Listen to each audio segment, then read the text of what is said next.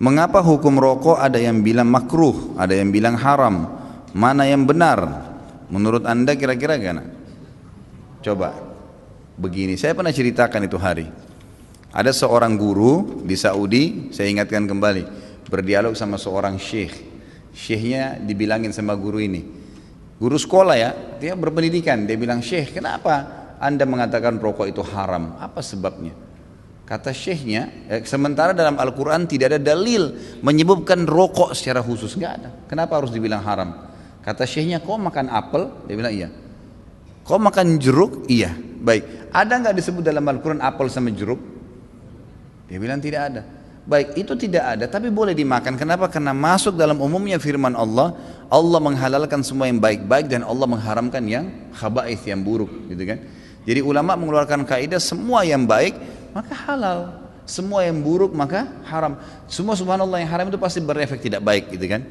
Lalu dia bilang, tapi setahu saya tidak buruk karena saya merasa nyaman-nyaman saja, gitu kan? Saya merokok, saya percaya diri, saya nggak ada masalah. Ya orang mau mengatakan badan saya bau, baju saya bau, mulut saya bau, itu perkataan dia, tapi saya merasa nyaman-nyaman saja, nggak ada masalah, gitu kan? Berarti bisa saya katakan itu thayyibat, berarti baik ini buat saya. Dari mana tolok ukurnya ini baik atau buruk? Kata syekhnya, baik, kalau kamu mau lebih dalam lagi, sekarang saya tanya, kata syekh, kalau kamu pulang ke rumah habis ngajar, kamu temukan istri kamu lagi pegang rokok, anak kamu lagi pegang rokok, kamu biarin atau kamu larang? Kata gurunya ini, saya larang syekh. Kenapa kau larang? Dia bilang karena itu tidak baik. Nah, ini masuk dalam jawaban kamu sendiri. Kalau baik kamu biarin mereka merokok, beliin kalau perlu, sama-sama rokok ngepul di situ, gitu kan. Tapi enggak ternyata, gitu kan. Jadi lebih baik ditinggalkan, gitu. Jadi jangan berdalih kalau salah dan tetap dilakukan, akuin kesalahan. Itu poin penting. Ini enggak, sudah salah membela, ini masalah ini. Enggak boleh, jadi terus menerus. Kadang-kadang subhanallah ada orang juga supaya dia tetap dalam mempertahankan kesalahannya, mencari orang yang lebih buruk, gitu kan. Ada pernah orang bilang sama saya, Ustadz saya baik Ustadz, kayak sholat saya masih jaga sholat maghrib, teman saya dan tidak sholat sama sekali. Jadi patokannya yang lebih buruk, supaya yang dia tinggalin 4 waktu sholat itu mending, nggak apa-apa gitu. Bukannya dilihat orang yang sholat lebih banyak, ini nggak boleh sebenarnya, gitu kan? Allahu alam. Jadi kalau kita lihat, kalau dikatakan memang kategori ulama di Indonesia, kalau di Timur Tengah saya nggak pernah temukan ada ulama menghalalkan rokok. Di Indonesia ini karena kiai kita terlalu murah gelarnya, ayahnya kiai, anaknya jadi kiai, bisa ceramah berapa kali atau pulang haji jadi kiai juga. Ini luar biasa ini. Saya mohon maaf, bukan menyombongkan diri sama sekali. Saya subhanallah berapa kali ketemu dengan orang-orang kiai. Kiai ini, saya kalau ketemu subhanallah seperti kalau antum ahli listrik misalnya. Kemudian ada orang datang ngobrol masalah listrik, dia nggak ngerti.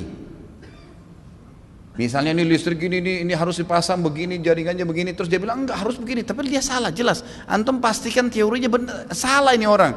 Kita akan bilang kok ngawur ini orang ngomong. Subhanallah, di kalangan dakwah ceramah penceramah pun begitu. Saya heran dari mana gelar-gelar kiai bisa didapatin nih gitu. Baca ayatnya salah, hadisnya dikarang-karang, banyak sekali sudah kesalahan. Cerita dongengnya sudah tidak masuk di akal. Orang yang mati bisa hidup kembali lah, ini dari langit lah, ini macam-macam. Yang tidak masuk di akal, ini dari mana orang ini nih gitu. Ya, dari mana asal muasalnya bisa muncul gitu. Belum lagi yang sunnah Nabi SAW dilanggar, yang kukunya panjang, yang istri yang pakai jilbab, yang luar biasa.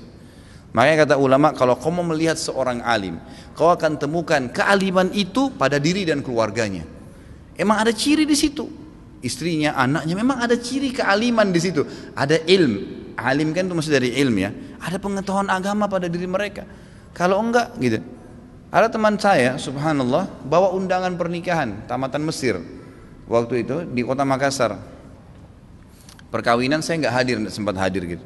Kemudian dia datang setelah itu berkunjung ke rumah saya, gitu kan. Datang ada satu perempuan bersama dia rok pendek. Lalu kemudian ini tamatan Mesir dan LC gitu.